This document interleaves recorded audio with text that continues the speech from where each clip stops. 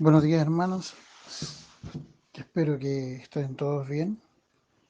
A mí se me ha encargado para esta semana hacer un resumen de lo que fue el primer libro de la guía del alumno adulto, que comprende entre septiembre y febrero de 2020, donde tocamos la primera unidad, que fue Job y una vida íntegra.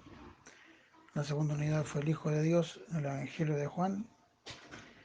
La unidad 3, las principales creencias del cristianismo. La unidad 4, las cartas a los tesalonicenses. Voy a empezar por Job, una vida íntegra, y este se subdivide en ciertos capítulos. Así que aquí les voy a dejar este resumen para que lo tengamos y lo estudiemos y lo meditemos. Que Dios los bendiga, hermanos. Empezamos estas lecciones con las pruebas de Job. La primera prueba de Job, después la segunda prueba de Job, después viene Job se lamenta, después viene la tercera parte, perdón, la cuarta parte, que es la perspectiva de los amigos, y después la quinta parte es Dios le habla a Job, y la sexta es que Job se arrepiente y Dios lo restaura. Esas son las partes de Job. El personaje Job era un hombre ilustrado cuyo conocimiento abarcaba los cielos, la tierra, era versado en tierras lejanas, productos varios y profesiones. Estaba familiarizado con las plantas y los animales.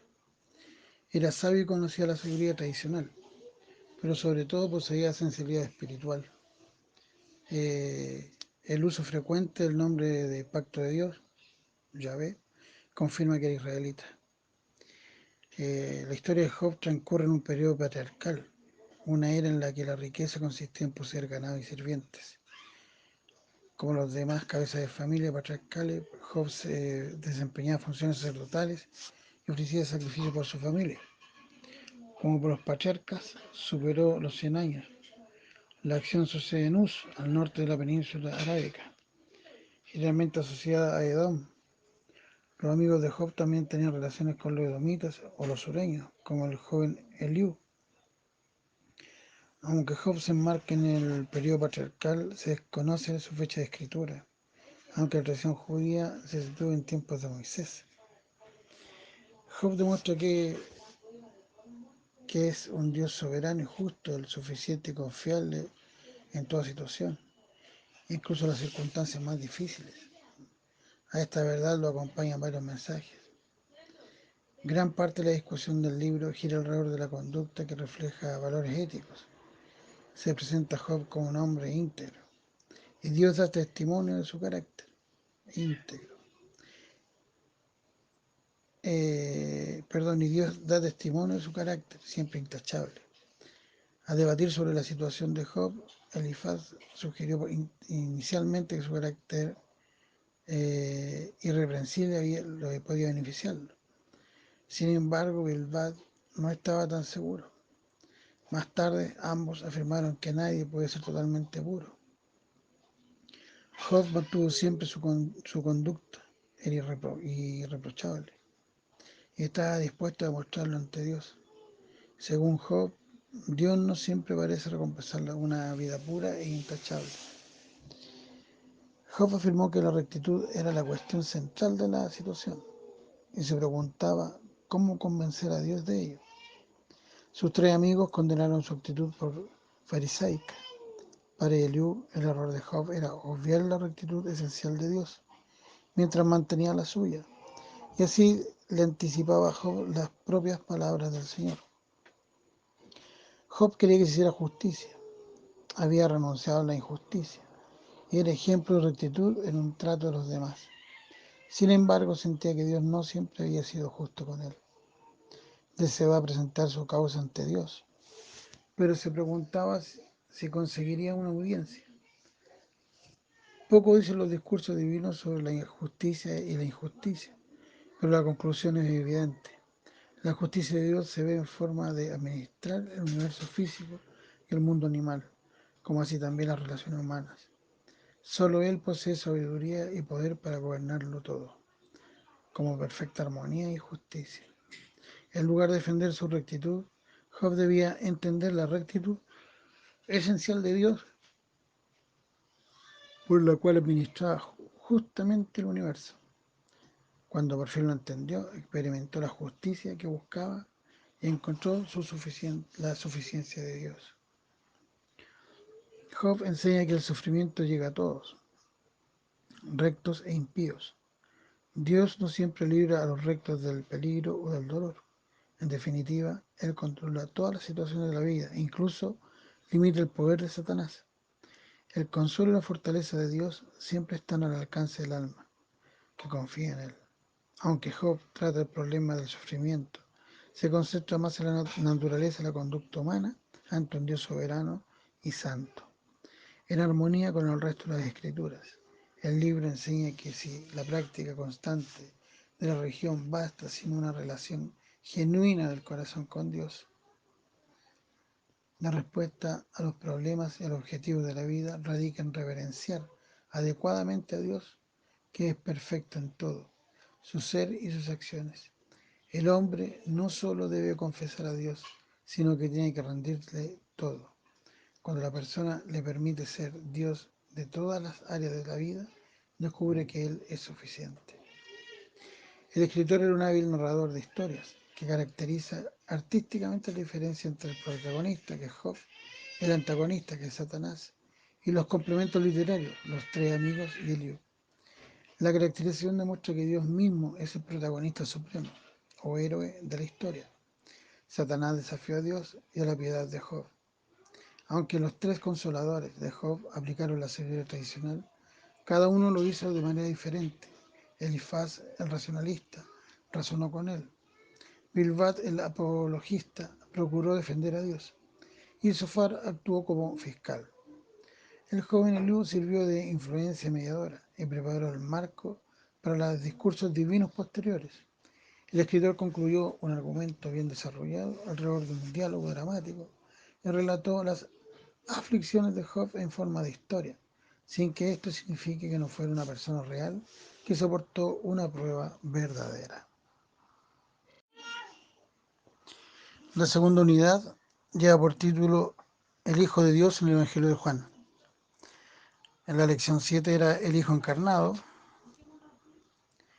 La lección 8 era la salvación en el Hijo de Dios. La 9 era la autoridad del Hijo. La 10 era la verdadera libertad en el Hijo. La 11, Jesús, el Hijo de Dios. Y la 12, el camino del Padre, al Padre. Y la 13, la oración del Hijo del Padre. Esa es la que vamos a ver ahora. Cada uno de los evangelios tiene su perspectiva desde la cual presenta la vida y el misterio de Jesús. Los eruditos señalan que Mateo destaca a Jesús como el rey mesiánico, que este es un evangelio para los judíos. Marcos presenta al siervo sufriente, para el evangelio para cristianos perseguidos. Y Lucas presenta al Salvador, que es divino y humano, que es el evangelio para nosotros los gentiles. Juan destaca la naturaleza eterna y la exclusividad de Jesús por ser el Hijo de Dios. Esto se enfoca en el Hijo de Dios según el Evangelio de Juan. Por esta razón notará que aunque no veremos los sucesos de la pasión de Cristo, sí analizaremos la importancia espiritual de su muerte, resurrección y ascensión. Hoy es cada vez más importante que los cristianos respondamos: ¿quién es Jesús? ¿Y por qué es diferente a los demás líderes religiosos? ¿Cómo puede encontrar una persona a Dios? ¿Y por qué los cristianos piensan que Jesús es el único camino? Cada vez se ven con más escepticismo las afirmaciones más básicas del cristianismo. Es necesario que los creyentes entendamos lo que dicen las Escrituras acerca de quién es Jesús y cuáles son sus enseñanzas. El Evangelio de Juan es una valiosa fuente que nos prepara para dar razón de nuestra fe. Mientras estudiamos estas lecciones, notaremos que Jesús habló de sí mismo y de lo que Él vino a hacer en este mundo. La lección 7 nos ofreció una visión única de la encarnación. En vez de describir el nacimiento de Jesús, lo presenta como un Hijo de Dios que existe de la eternidad. También presenta la razón de su venida, traer luz y la verdad al mundo. En el capítulo 1, un resumen de la naturaleza de Jesús y el propósito de su venida. Él es el único que puede dar salvación. Esto es reafirmado en la lección 8, donde su proclamación como Salvador del mundo presenta respuesta a los interrogantes más profundas de un hombre piadoso. En las lecciones 9 a la 11 se nos da una comprensión más completa de quién es Jesús, al presentarnos otras proclamaciones suyas. Jesús es nuestra autoridad por ser el único Hijo de Dios. Él es el único camino para encontrar libertad de la esclavitud del pecado. Y además, en su calidad de Hijo de Dios, solo Él nos da vida eterna. La lección 12 tiene una importancia especial. Un gran valor a la mentalidad secular es afirmar que si hay un Dios, debe haber más de una manera de conocerlo. Muchos consideran una virtud aceptar como verdad todas las opiniones sobre la moral y la fe. Y al contrario, toda confesión de una verdad absoluta es vista como intolerancia y estrechez de mente.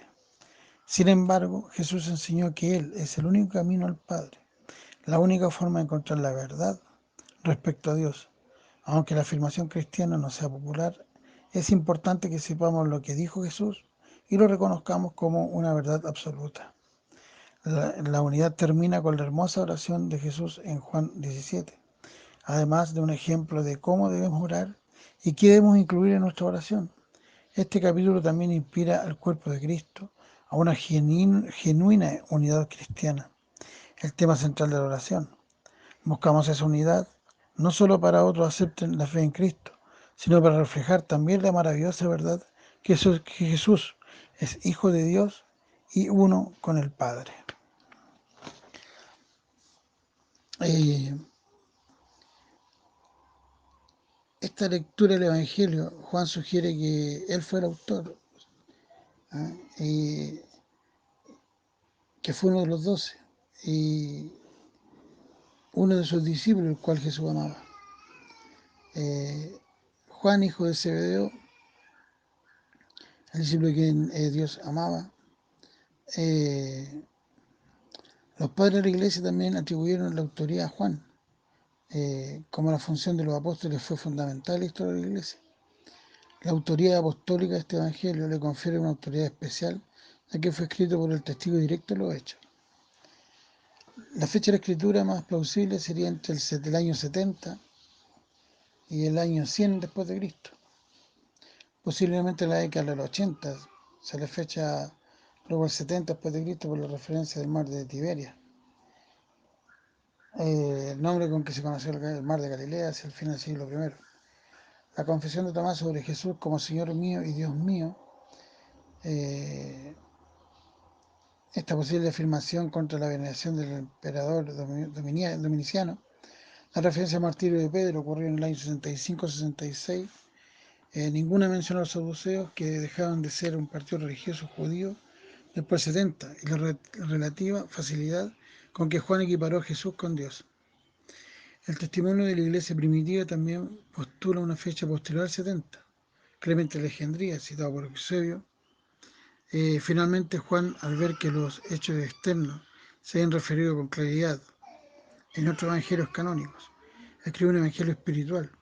En cuanto al lugar de composición, Efeso es lo probable.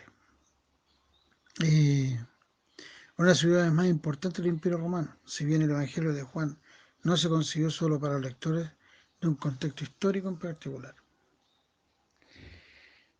Según Juan, tenía un propósito evangelizador, tal vez con la intención de llegar a los incrédulos, por medio de los lectores cristianos de su Evangelio.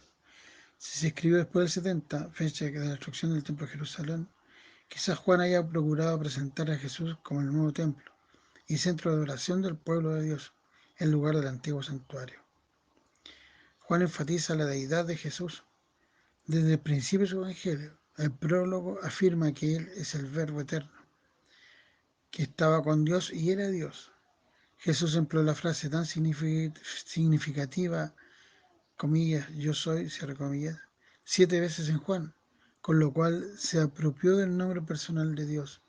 En Juan, Jesús siempre está al tanto de todo y conoce antemano lo que sucederá. La vida eterna es conocer a Dios, en Jesucristo. Un mayor conocimiento de Dios surge al conocer a Jesús y creer en Él. Conocer y creer son términos claves para Juan. Ambos aparecen más de 90 veces en el Evangelio y siempre en su forma verbal. La enseñanza de Jesús en Juan nos recuerda que conocer a Dios y creer en Jesús se expresa con acciones de la práctica. De todos los evangelios y los libros del Nuevo Testamento, Juan es el que enseña más claramente la deidad y la preexistencia de Cristo. Junto al Evangelio de Mateo, aporta las pruebas más contundentes que Jesús era el Cristo, el Mesías.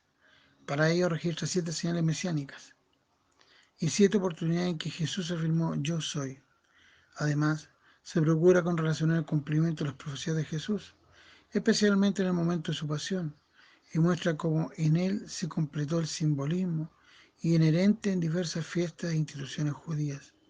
La misión mesiánica de Jesús se originó en Dios Padre, el que lo envió, y culminó cuando encomendó a su nueva comunidad mesiánica con el poder de su espíritu. La enseñanza trinitaria en Juan es una presentación más explícita de la unidad trina de la deidad, Padre, Hijo y Espíritu Santo. El Nuevo Testamento incluye el material en que se basan las primeras formulaciones trinitarias y cristológicas de la historia de la Iglesia. Juan se divide en 2 partes principales. En la primera, el enfoque en el ministerio de Jesús al mundo y las señales que realizó, 7 señales y sus respectivas respuestas. La segunda parte revela la enseñanza de Jesús a sus discípulos y la obra triunfante de su pasión. Al registro de Juan se acerca a la pasión, enfatiza el dominio de Jesús sobre todos los acontecimientos.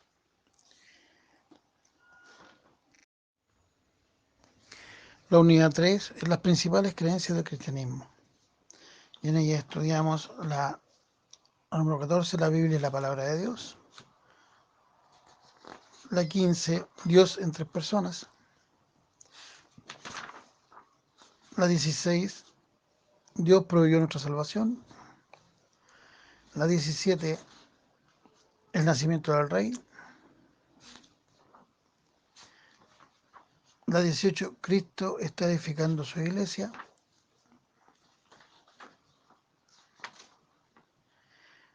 La 19, Cristo volverá otra vez. La 20, una vida semejante a Cristo. Y esas son las de la tercera unidad.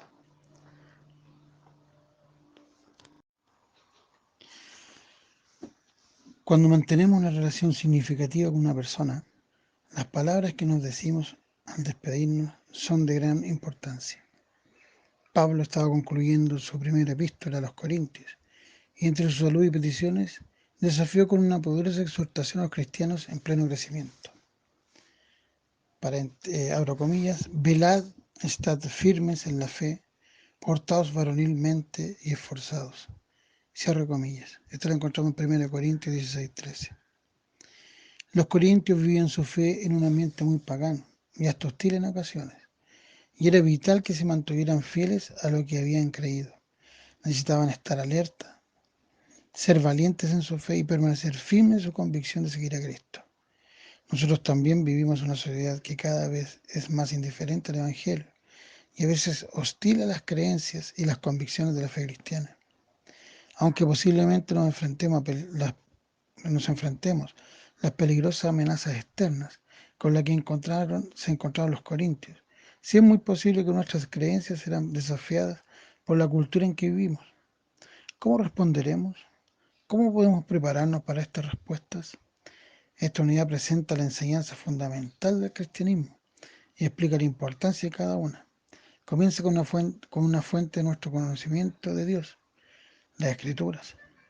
Descubriremos por lo que creemos que la Biblia es la palabra de Dios y que reúne cualidades únicas para enseñarnos a distinguir entre el bien y el mal, para dar forma a nuestra manera de vivir. A partir de esta base, estudiamos temas claves como la naturaleza de Dios revelada en la doctrina de Trinidad, en la doctrina de la Trinidad, en la lección 15. Esta enseñanza tiene una relevancia especial en su mundo que busca convertir la creencia de Dios en un asunto de cosmovisión y preferencia personal. A continuación de esta lección encontraremos estudios sobre la salvación, la iglesia y la segunda venida de Cristo, las lecciones 16 y 19. Estudiaremos también una lección sobre la Navidad, que es especialmente adecuada en una unidad como esta. La unidad termina con una nota práctica que muestra cómo llevar las creencias a la vida diaria, lección 20. Aunque se presenta aquí la doctrina de la santidad y la santificación, se las analiza desde un punto de vista de lo que estos conceptos significan, no solo en la fe, sino también en la práctica. Mientras avanza en las lecciones, piensa en la manera que estos estudios pueden aplicar en la vida real. ¿Qué clase de interrogantes sobre la fe responden estas lecciones? ¿Cómo nos ayudan a presentar la fe de Cristo a quienes no son salvos? ¿De qué manera nos ayuda a responder ante el escepticismo y las dudas? ¿De qué manera estas verdades defienden nuestras actitudes y decisiones y acciones? Con este fin sería bueno que interactuara con asuntos y temas presentes de la comunidad, e incluso la sociedad en general. Lo más importante será que ore y pida al Espíritu Santo, que nos guíe a crecer en la fe y en el conocimiento de nuestro Señor Jesucristo.